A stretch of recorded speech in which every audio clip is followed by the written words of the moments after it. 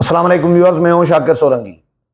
Viewers, मियां नवाज शरीफ के लिए भी खतरे की घंटी बज गई है। इमरान खान और फवाद चौधरी के खिलाफ तौहीन इलेक्शन कमीशन का केस भी लग चुका है अडियाला जेल में।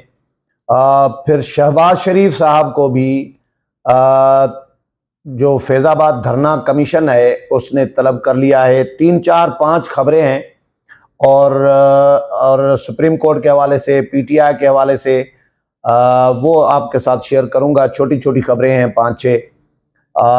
एक तो पीटीआई चेयरमैन, साबिक चेयरमैन, बानी चेयरमैन इमरान खान और फवाद चौधरी के खिलाफ तौहीन इलेक्शन कमीशन और तौहीन चीफ इलेक्शन कमिश्नर का केस है। ये केस पहले भी 2 3 समातें हो चुकी हैं और इमरान खान और फवाद चौधरी के खिलाफ फर्द जुर्म आयद होने की कार्रवाई होनी है। पिछली 2 समातों में फर्द जुर्म आयद नहीं हो सका था और दोनों समातें बगैर किसी कार्रवाई के मुलतवी कर दी गई थी। अब ये केस फिर लग चुका है और 3 जनवरी को अडियाला जेल में समाअत होगी। इलेक्शन कमीशन का के मेंबर हैं, सीनियर मेंबर हैं निसार दुरानी साहब। उनकी सरबराही में 4 रुकनी बेंच इस केस की समाअत करेगा।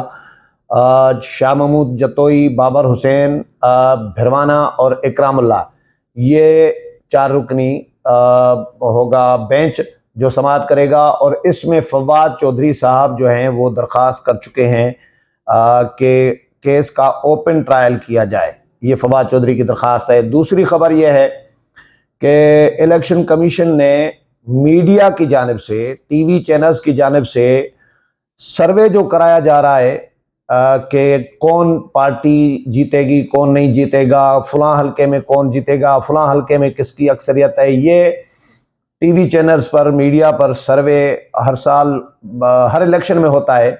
इलेक्शन से पहले ये लोग ऐसे ही लोगों का टेस्टर लोगों पर रख रहे होते हैं कि चेक करें कि भाई इस हल्के में किस पार्टी की बल्ले बल्ले है।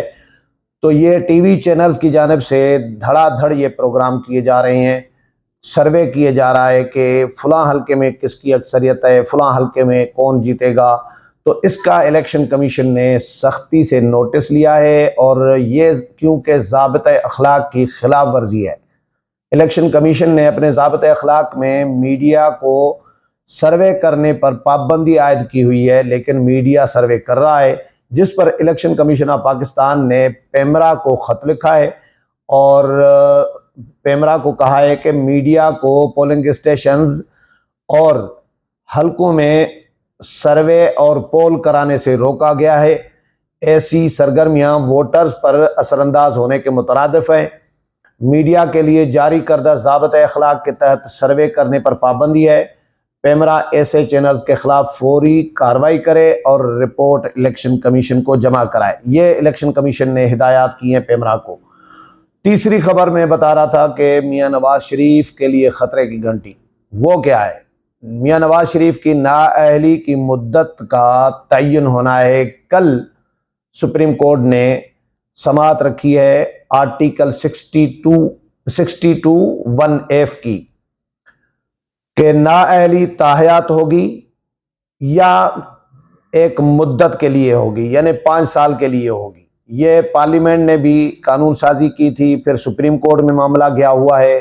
तो सुप्रीम कोर्ट काजी फायज ईसा साहब जो हैं उन्होंने 7 रुकनी लार्जर बेंच कायम किया है और 7 रुकनी लार्जर बेंच को हेड कर रहे होंगे, सरबराही कर रहे होंगे काजी साहब खुद, chief justice of Pakistan. Bench में जो है जस्टिस मंसूर अली शाह हैं, जस्टिस यहया अफरीदी हैं, जस्टिस अमीनुद्दीन खान हैं, जस्टिस जमाल खान मंदोखेल हैं और जस्टिस मोहम्मद अली मजहर हैं। इसी तरह जस्टिस मुसर्रत हिलाली, ये इस बेंच में शामिल हैं, जजेस, मोअज़्ज़ज़ जजेस। और कल यानी 2 जनवरी 2024 को इसकी समाअत होगी और हो सकता है कल ही फैसला हो सकता है केस आगे भी चले, लेकिन ये मियां नवाज शरीफ के लिए फैसला होना है इस केस में कि नाअहली की मुद्दत ताहयात होगी, जहाँ से भी नायल हो, इलेक्शन कमीशन से नायल हो, सुप्रीम कोर्ट से, हाई कोर्ट से, किसी और अदालत से, तो ये नायली की मुद्दत कितने अरसे के लिए होगी, इसका तयन काजी साहब की सरबराही में 7 रुकनी सुप्रीम कोर्ट का बेंच करेगा। लेवल प्लेइंग फील्ड के हवाले से पीटीआई की एक गैर संजीदगी के हवाले से खबर यह है कि काजी साहब आज समाअत कर रहे थे किसी और केस की, तो पीटीआई के वकील आ गए और उन्होंने कहा कि जी हमारी लेवल प्लेइंग फील्ड का मामला है, वो केस सुना जाए। चीफ जस्टिस काजी फायज ईसा का बेंच जब समाअत कर रहा था तो पीटीआई के वकील ने अपने केस के बारे में आकर बात की। वकील शुएब शाहीन जो है पीटीआई के, उन्होंने कहा कि जी हमने इलेक्शन कमीशन के खिलाफ तौहीन अदालत की दरख्वास्त दायर की हुई है और सुप्रीम कोर्ट ने लेवल प्लेइंग फील्ड देने से मुताल्लिक इलेक्शन कमीशन को मुनासिब इक़दाम का हुक्म दिया था। हम इलेक्शन कमीशन में गए थे और इलेक्शन कमीशन को ने हुक्म भी दिया था, लेकिन लेवल प्लेइंग फील्ड हमें नहीं मिला, जिस पर चीफ जस्टिस काजी फायज ईसा साहब ने उनको कहा कि जी हम किसी और केस की समाअत कर रहे हैं, वक्फे के बाद आप आए तो मामले को देख लेते हैं। वक्फा हुआ, वक्फे के बाद अदालत जब फिर लगी तो तहरीक इंसाफ का एक भी वकील कमरे अदालत में वापस नहीं आया। ये संजीदगी है। अब इसमें से आप को अंदाजा हो जाएगा कि पीटीआई लेवल प्लेइंग फील्ड न मिलने की शिकायत तो कर रही है, लेकिन सीरियस कितनी है लेवल प्लेइंग फील्ड हासिल करने में, इसका अंदाजा आपको इसमें से हो जाएगा कि वो वापस नहीं आए। और फिर पीटीआई के जो वकील हैं वापस तो नहीं आए, वो चले गए बाहर, कमरे अदालत में बैठने के बजाय बाहर मीडिया से बातचीत शुरू कर दी, मीडिया में जाके रोना धोना अपना केस शुरू कर दिया। भाई आपको चीफ जस्टिस ऑफ पाकिस्तान खुद कह रहे हैं कि हम किसी और केस को सुन रहे हैं इस वक्त, आप वक्फे के बाद आए तो आपका केस आपको देख लेते हैं आपके केस को, लेकिन आप वक्फे के बाद आए ही नहीं वापस और मीडिया में जाकर आपने मीडिया टॉक शुरू कर दी। अच्छा, केसेस खत्म होने के बाद बेंच उठकर चला गया और तहरीक इंसाफ ने अदालत से रुजू करने के बजाय मीडिया पर ही महज बयानबाजी की अपनी रिवायत जो है वो कायम रखी।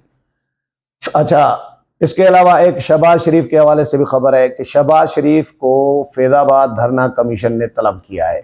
इससे पहले जनरल फैज़ हमीद को भी समन जारी किया गया है। जनरल फैज़ को दूसरी दफ़ा ये समन जारी किया गया है। पहला समन जो है, तलबी का नोटिस जो है, वो कहा जा रहा है कि वो बर वक्त उनको नहीं मिल सका था, जिसकी वजह से वो पेश नहीं हुए। अब दोबारा इनको फैज़ हमीद को भी तलब किया है और मियाँ शहबाज शरीफ को 3 जनवरी को अपना बयान कलम बंद करवाने के लिए तलब किया है, क्योंकि फैज़ाबाद जब धरना लगा था उस वक़्त वो फैज़ाबाद पंजाब में आता है, पंजाब की हुदूद बनती है और मियाँ शहबाज शरीफ साहब उस वक़्त पंजाब के वज़ीर आला थे, तो जाहिर है उनका भी बनता है। एक खबर और कागजात नामजदगियों के मुस्तरद होने की, ज़्यादातर पीटीआई के हुए हैं।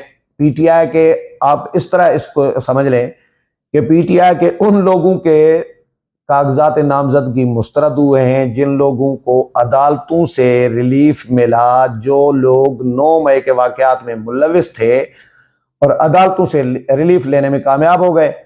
अब उनको फिर रिटर्निंग अफसरों ने कागजात नामजदगी मुस्तरद कर दिए, तो फैज़ाबाद धरना ये अपना जो 9 मई के वाक़यात में मुलविस लोग हैं, जीएचक्यू पर हमला करने वाले, जिनाह हाउस जलाने वाले, कोर कमांडर हाउस जलाने वाले, आईएसआई के दफ्तर पर हमले करने वाले, अब इनको रिटर्निंग अफसरों ने समझे फारिग कर दिया है। अच्छा जी, इसमें मुल्क भर में जो हुए हैं, इलेक्शन कमीशन ने डिटेल जारी की है, वो ये है कि जी मुल्क भर में रिटर्निंग अफसरान की जानिब से मंजूर किए गए कागजात नामजदगी की डिटेल ये है कि कौमी और सूबाई असम्बलियों की जनरल नशस्तों के लिए कुल जो कागजात नामजदगी जमा कराए गए थे वो कराए गए थे 24,698 और उनमें से जो मंजूर हुए हैं 22,711 मंजूर हुए हैं।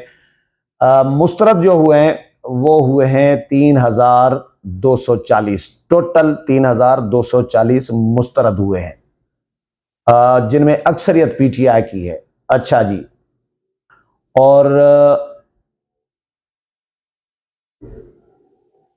24,600, अच्छा 3,000, सॉरी, हाँ 3,240 मुस्तरद हुए।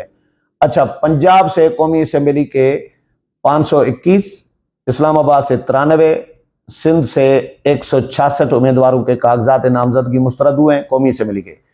खैबर पख्तूनख्वा से कौमी असेंबली की नशस्तों के 152, बलूचिस्तान से 92 उम्मीदवारों के कागजात नामजदगी मुस्तरद हुए हैं। पंजाब असेंबली से 943, सिंध असेंबली से 520, केपी असेंबली से 367, बलूचिस्तान से 386 उम्मीदवारों के कागजात मुस्तरद हुए हैं।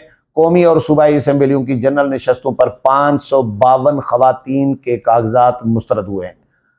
अच्छा जी, कौमी असेंबली के लिए मुल्क भर से 7,473 उम्मीदवारों ने कागजात जमा कराए थे। 1,024 उम्मीदवारों के कागजात नामजदगी मुस्तरद हुए हैं। कौमी असेंबली के इलेक्शन के लिए 6,449 उम्मीदवारों के कागजात नामजदगी मंजूर किए गए हैं। ये 4-5 खबरें थी जो आपके साथ शेयर की हैं। अगले प्रोग्राम में फिर मुलाकात होगी, तब तक इजाजत चाहता हूँ। अल्लाह हाफिज।